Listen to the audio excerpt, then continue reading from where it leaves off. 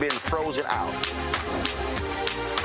Facing an extinction level event. We don't fight this fight right now, you're not going to have black-owned media.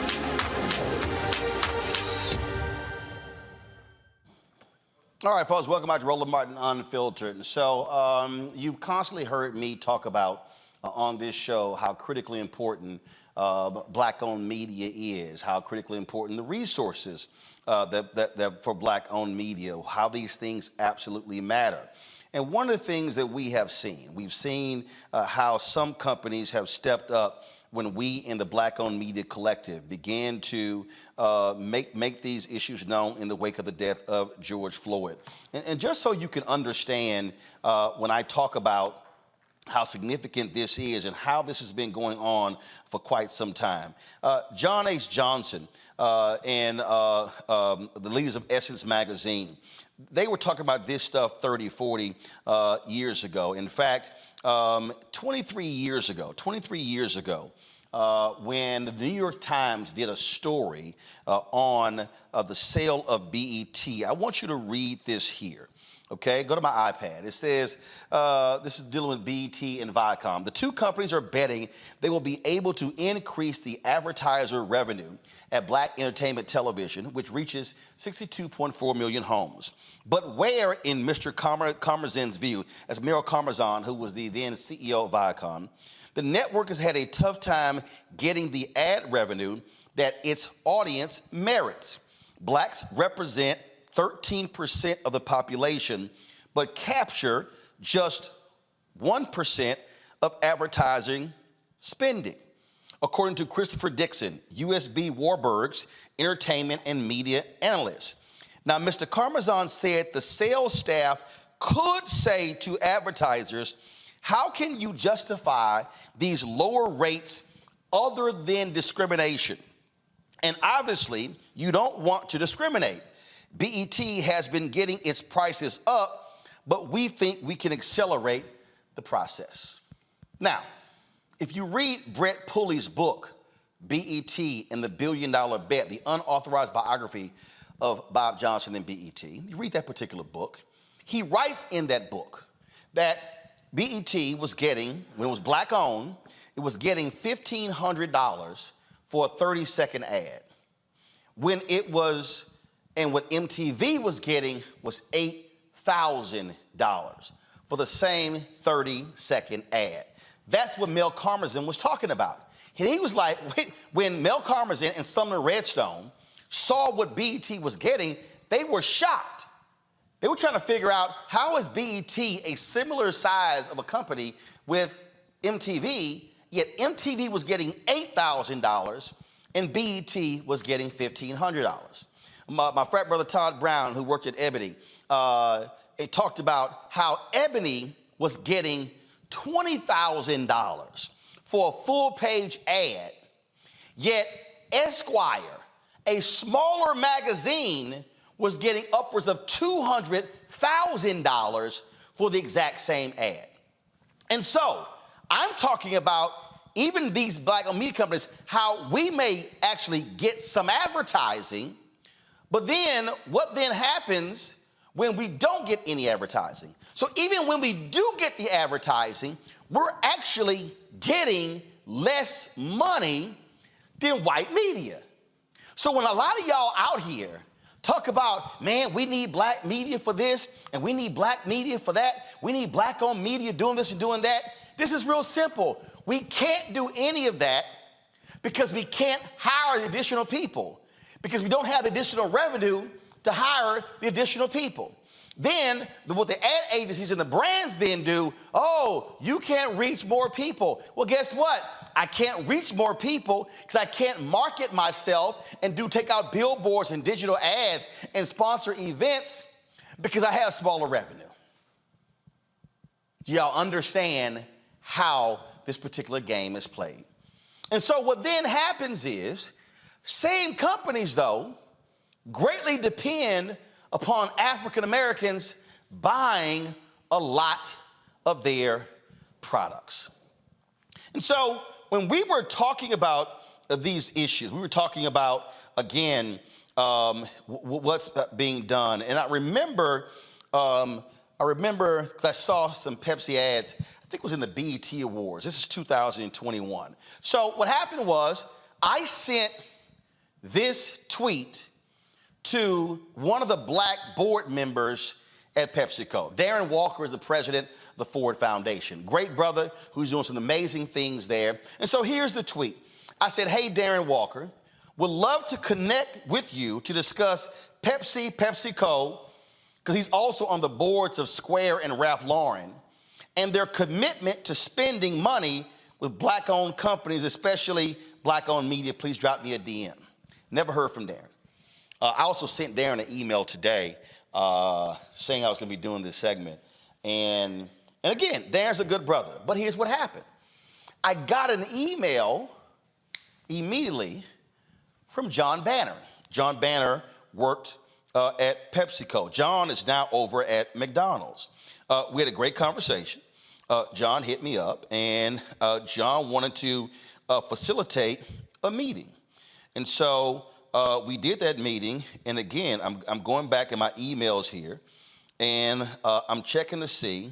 And in fact, so the email, don't show it, so the email went out on July 13th. And he said, I hope my email finds you well, safe and healthy. If I may, I wanted to follow up on your tweet below. Would you have time to connect? Sure.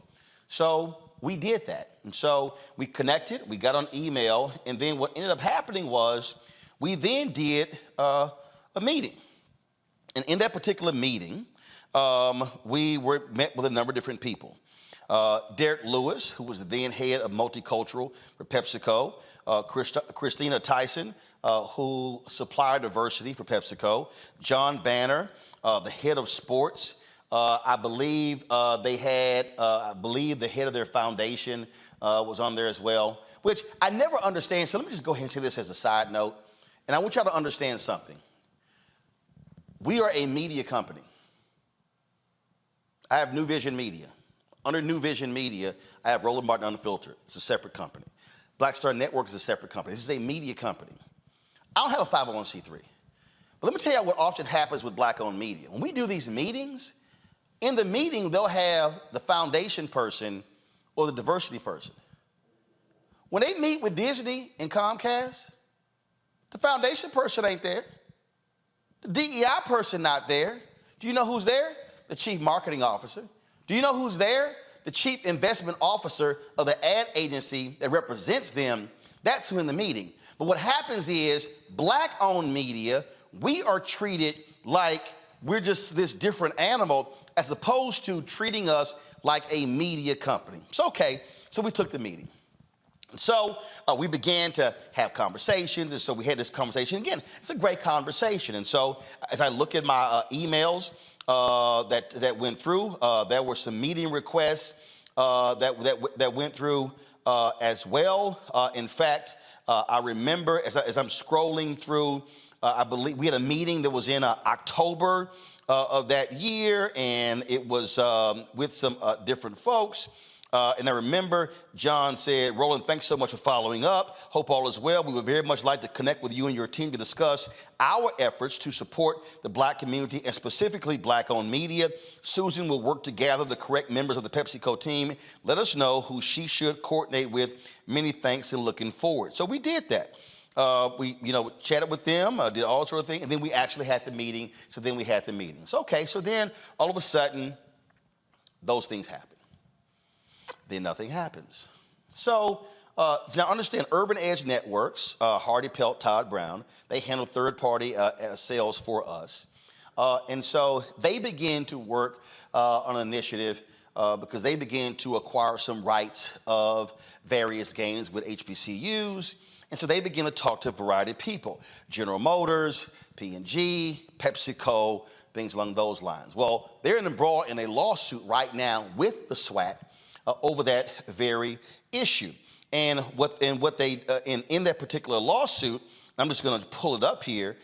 This is I'm just going to show you the top of the lawsuit. So this right here, go to my iPad, is the lawsuit where they are suing Weber Marketing and Consulting and the Southwestern Athletic Conference and Charles McClellan, who was the commissioner.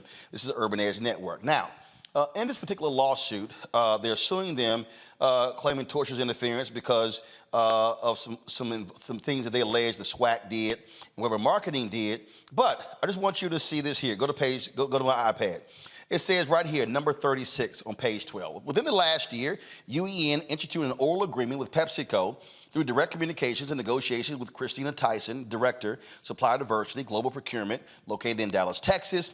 Pepsico agreed to start advertising during HBCU games on UEN's streaming channel. Scott Finlow, Global CMO Food Service at PepsiCo, said the $50 million PepsiCo has put towards black-owned businesses over 5 years as a part of our company's larger commitment of over $400 million towards advancing racial equity, racial equality within the company, industry, and communities we serve. Based on negotiations between the parties, UEN expected to be a significant part of PepsiCo's growth initiatives. Full stop. Come to me now. Now, you see here he says PepsiCo, the $50 million PepsiCo has put towards black-owned businesses over 5 years. Okay, y'all, $50 million over 5 years. That comes out to be $10 million a year. Now, I'm going to show you something here that's going to blow you away. I need you to understand, because see, some of y'all who are watching right now, y'all are going, oh my God, that's amazing. That's wonderful. Go to my iPad. This right here is the close of business today of PepsiCo's stock. PepsiCo closed at $168.91 for their stock. I want you to see something right here. It's called MKT cap. See what that MKT cap, folks? That's called market cap. That means that PepsiCo as a company, its market cap is $232.52 billion. Let me say that again. It's $232.52 billion. 10% of that represents 232 million. 10% of that represents 23 million. You keep going down, the numbers get smaller and smaller. So when you talk about PepsiCo want to commit $50 million to black-owned businesses over 5 years, we ain't talking about a lot of money. Now, some of you may be saying, well, okay, Roland, you keep saying PepsiCo. Well, what's all of PepsiCo? PepsiCo is not just Pepsi. Here are the products that are under PepsiCo. Please show it. You see right here, Pepsi, Lay's, Mountain Dew, Doritos, Gatorade, Quaker. So when you go to the store, you're buying PepsiCo products. You see bubbly sparkling water, Ruffles, Cheetos, Mug Root Beer, Brisk, Nuts and Seeds. Keep going. Tostitos, Sierra Mist, Starry, Stacy's, Sobe, Propel. Keep going. Off the Eaten Path, Pastaroni, Pure Leaf, Pure Delicious Simply, Rice-A-Roni, Sun Chips. Keep going.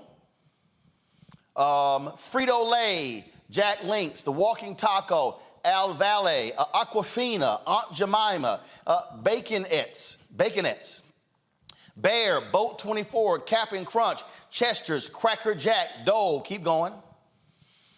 Driftwell, Evolve, Fritos, Fruit Leaf, Funyuns, Gamesa. Keep going.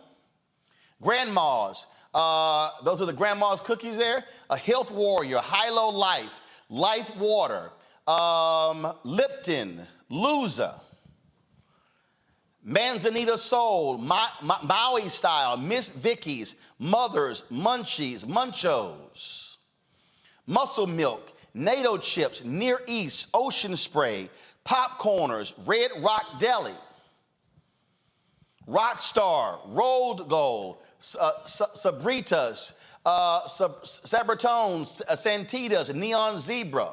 Hope I'm pronouncing those correctly. Let's see here. Nut Harvest, Smart Food, Spitz, Soul Boost, Tazo. They have a deal with Starbucks with some of their coffees. Variety Packs, Yat Chat. Is that it? Now, if I go through that, I'm thinking about those pretzels I bought, Gatorade I bought. I love the love the chili cheese Frito-Lay. I'm thinking of Funyuns. My family love Funyuns. I can go. I eat oatmeal, quick oats meal. So it's a ton of those products that I bought. It's a ton of those products that black people buy. So now you have to ask the question, all right, PepsiCo, are you spending fair share with African Americans? What's your spending on black-owned media? So earlier, I sent an email to several of the board members. I sent an email to some others as well, because I wanted to know that. And first of all, let me just show you here. So this here is the, I'm going to show you first, leadership. So this is the leadership of PepsiCo right here. So you see their chairman and CEO. Go to my iPad. You see the other executives. You see Tina Bagalki, who is the Global Chief Diversity and Equity and Inclusion Officer. And then if I keep going here, and I keep going and keep going and keep going, and then finally, I get to, so hold up, I'm gonna find, what was the name here? Because that was a woman who was the CMO, Jane Walkerly. She's Executive Vice President, Chief Consumer and Marketing Officer. Then I get to the brother, Stephen Williams. He's the Chief Executive Officer, PepsiCo Foods. So of their executive leadership, there's only one African American. All these positions. Okay, I got that. So then I go over here. So then I want to show you their board members, because this is also important. We talk about leadership. We talk about members of the board of directors. These things matter as well, because when we talk about leaders, and so here you go. So you got the chairman of the board. You got Segun Agbaje, is a brother who is with the CEO of Guaranteed Trust Holding Company. He is here. Then you also have Edith W. Cooper, who is the former executive vice president and global head human capital management, Goldman Sachs Group. You got other board members here. Then, of course, you have Darren Walker, who is with the president of the Ford Foundation. I see Cesar Conde. He's right here, chairman of NBC Universal News Group. And so all these people. So I'm showing you that. So they've got representation of African Americans on the board of directors, and that's critically important. It's great to have a CEO in Stephen Williams. That's important as well. But when we talk about African Americans in business, we're not just talking about black folks who are on boards and then black folks who have senior positions. We also are talking about being in the deal flow. We're talking about business being done. We're talking about spending being done. And I can tell you what has transpired over the last 2 years with us specifically has been nothing. Now, I had a call with Christina Tyson, and one of the things we talked about was that, because here's the deal, you had UEN with their lawsuit against them. First of all, Urban Edge Network is third party. They are their own company. I can handle my own sales. So I've done meetings with their ad agency. So I remember it was like a year went by. I was like, yo, I ain't heard from your people. And so all of a sudden we began to have those calls, and those things began to happen. And again, if I sit here and go through my emails here, I see lots of emails back and forth, and we're having this meeting and that meeting. And I'm literally sitting here going, meeting set 9/23, and then I'm sitting here seeing stuff. I'm seeing stuff in January. I remember when that was an issue with the black farmers. We reached out, and PepsiCo got a statement from them. I remember, again, when we had an additional meeting with the PepsiCo folks in April of 2022. So we had that, and then all of a sudden, so it's April of 2022. Then guess what? Nothing was happening. And so then I began to say, okay, fine, what's happening? And so begin to reach out to folks, and I began to go through here and different activations and things along those lines. And then I'm looking here at my email here, and that was on November 11th, 2022. That was a meeting I had with, it was an email, Christina Tyson, Katie Hannafy, their media folks, and guess what? We had a meeting set up, and then of course I see November 11th, and then all of a sudden, and then we have, here we go. And so You see right here, if you go to my iPad, it says objective, PepsiCo team to learn about Roland's non-news media opportunities. Come back to me. Why is that important? It's because what often happens is these companies will say, hey, we don't buy news shows. We don't buy news shows, so therefore, we really can't do your show. Well, that's not a problem, because guess what? We've done major deals, 7-figure deals with Coca-Cola. We've done customized content. We've done deals with Procter & Gamble. We've done deals with General Motors. So we've done deals with major companies. So right now, we have a 7-figure deal with McDonald's. So there's no other major, let me be real clear, y'all. You don't get bigger, and we've done stuff with Apple. So we've done customized content deals with Apple, P&G, Coca-Cola, McDonald's, General Motors. 5 of the biggest brands in the world. So there's no excuse. That was November 2022. Well, guess what? Nothing happened. Nothing goes on. I literally said, I remember November 8th, 2022, I hit Christine. It's been 3 months we've seen anything. And then all of a sudden, here we are in November. Like, what's up? January or February 2023, I do a meeting with their people. Again, nothing.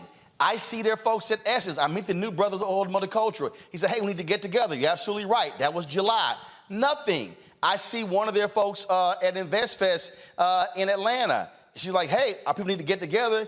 Says, hey, guys, you need to get together with Roland. That's in August. Nothing. So here we are in the last quarter of 2023, nothing from PepsiCo. I sent their various executives a question. I sent them emails earlier asking them, and I sent this to their Chief Diversity Officer, CEO of North America Beverage, CEO of North America Packages, as well as their CMO. And I asked them a series of questions. I asked them, and what I wanted to know from them, and this is exactly what I said. I said, what is the annual marketing advertising spend of PepsiCo?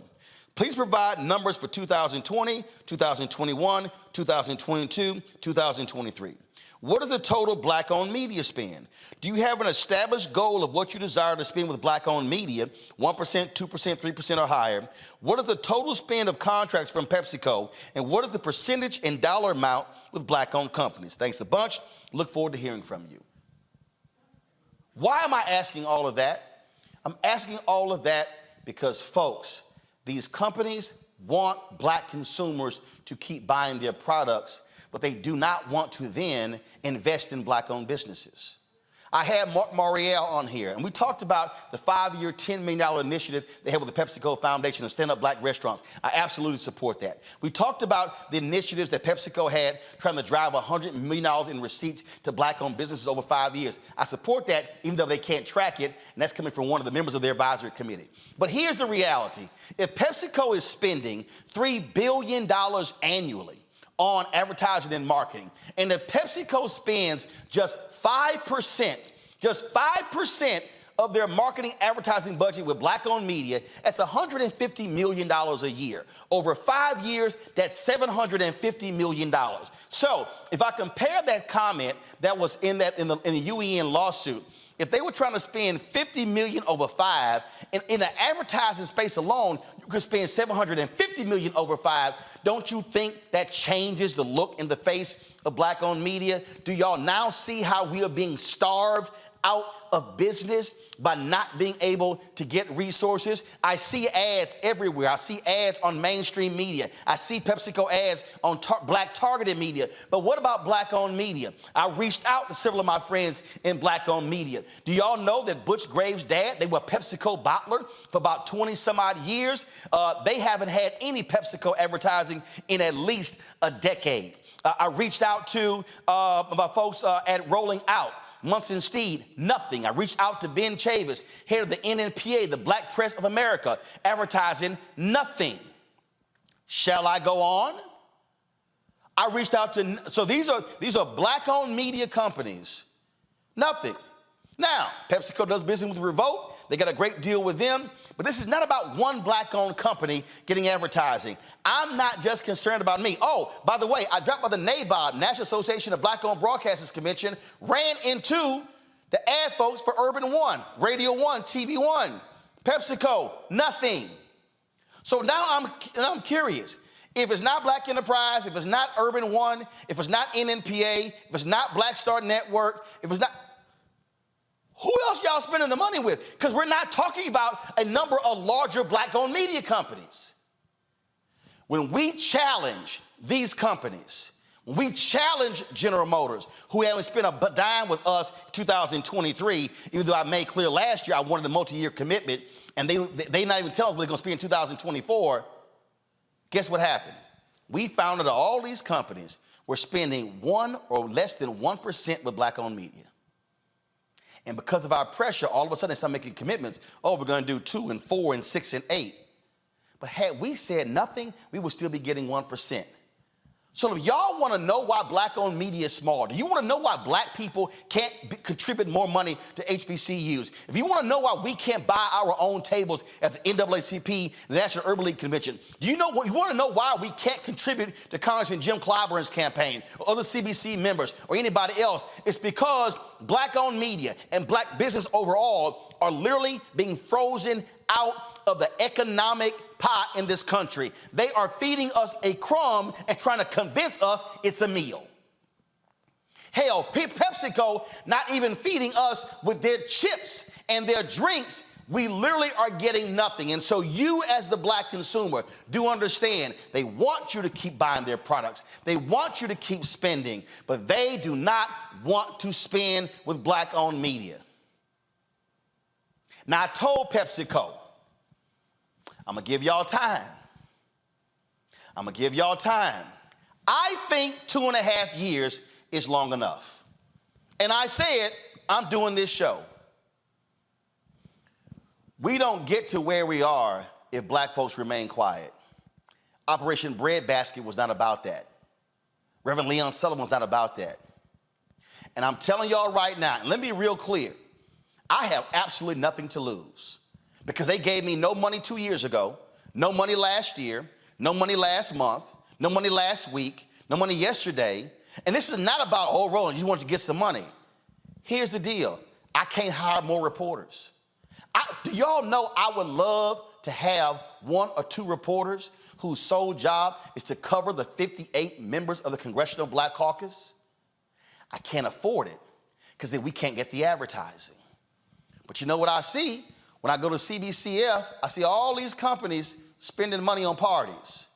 But are you supporting the Black-owned companies who are doing the work the other 364 days a week?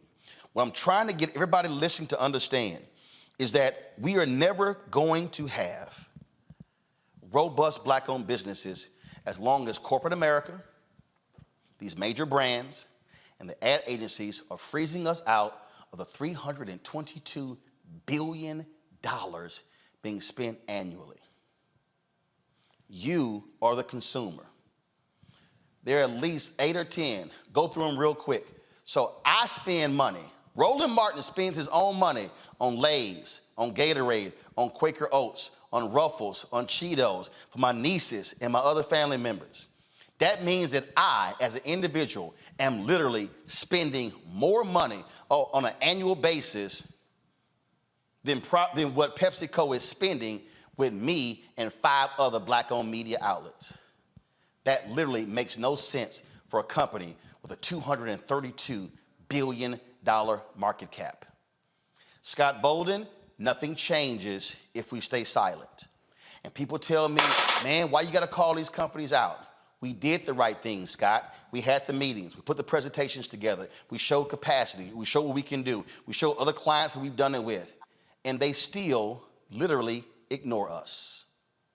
Those numbers are incredible because we know that Black America is one of the largest group of consumers in the country. I think it's $1 trillion or $3 trillion or no. It's 1.3 trillion. In 5 years, it's going to be 1.7 trillion. Go ahead. Close enough. It makes the case.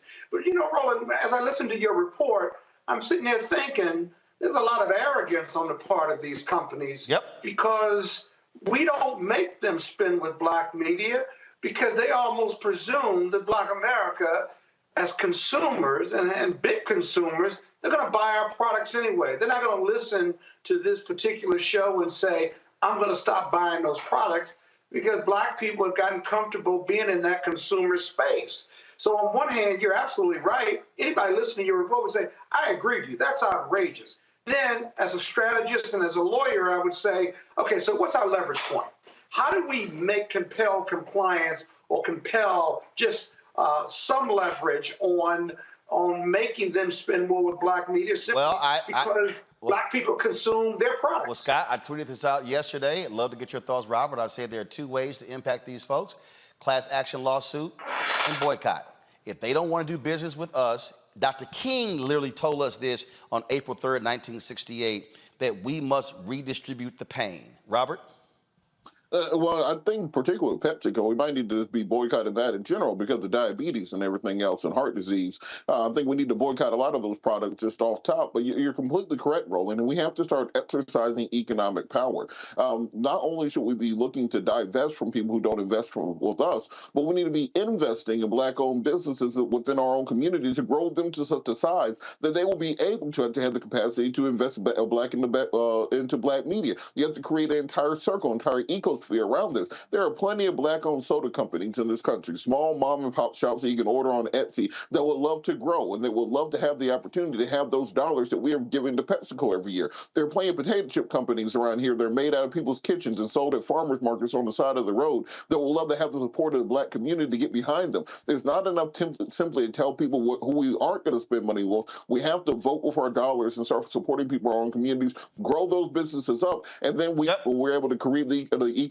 system where we can support ourselves. Go to my iPad. Rebecca, you get the final comment here. This is what Dr. King told us in his mountaintop speech, because too many of us focus on the mountaintop part, not what he said above. He said, we don't have to argue with anybody. We don't have to curse and go around acting bad with our words. We don't need any bricks and bottles. We don't need any Molotov cocktails. We just need to go around to these stores, into these massive industries in our country and say, God sent us by here to say to you that you're not treating his children right.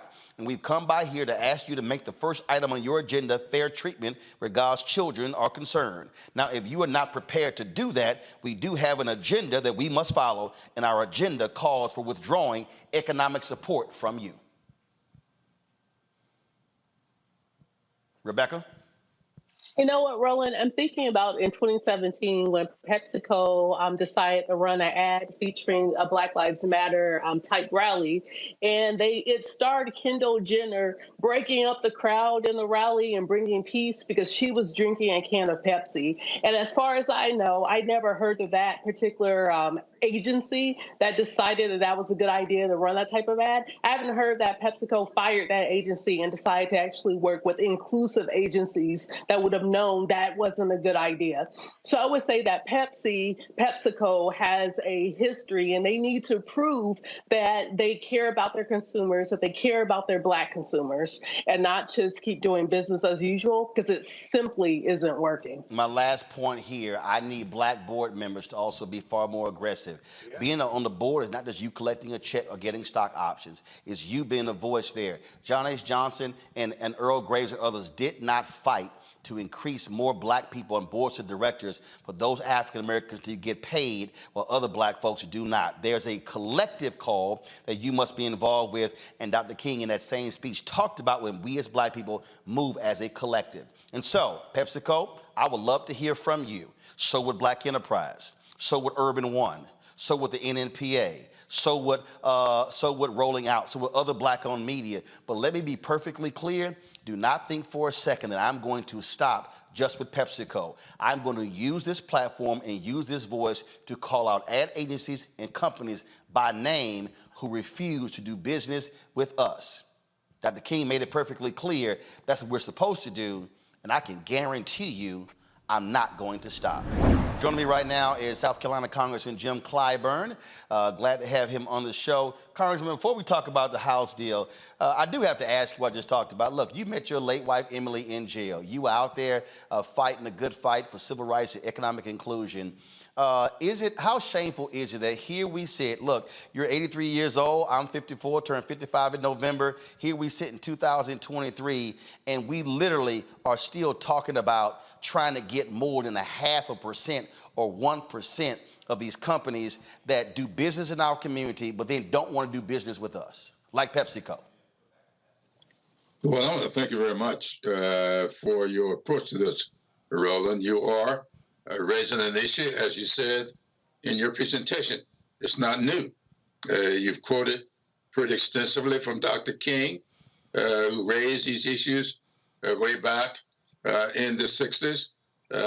He talked about being able to sit down at a lunch counter, but being able to purchase the hamburger or whatever you're sitting down there for.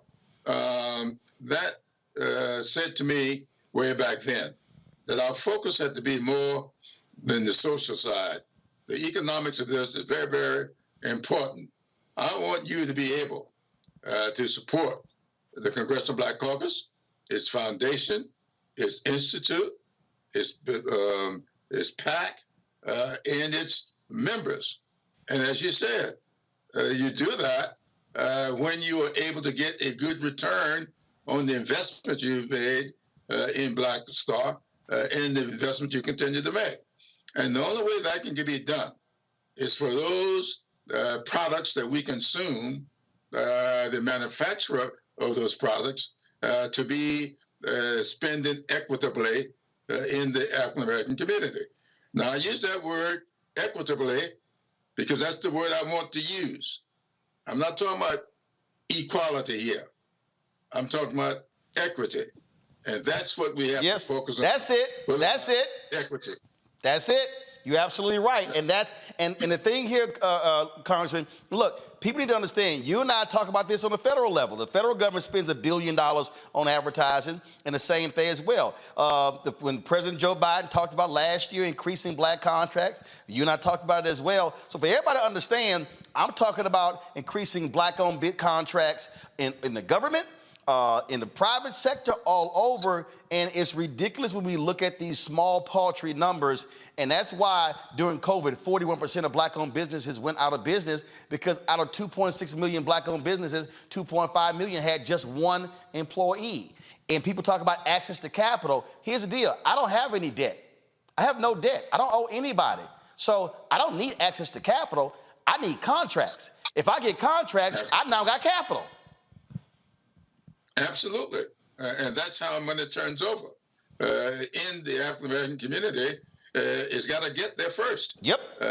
You can't turn it over 4, 5, 6, or even 7 times unless it gets there in the beginning. And when it doesn't get there, there's nothing to turn over.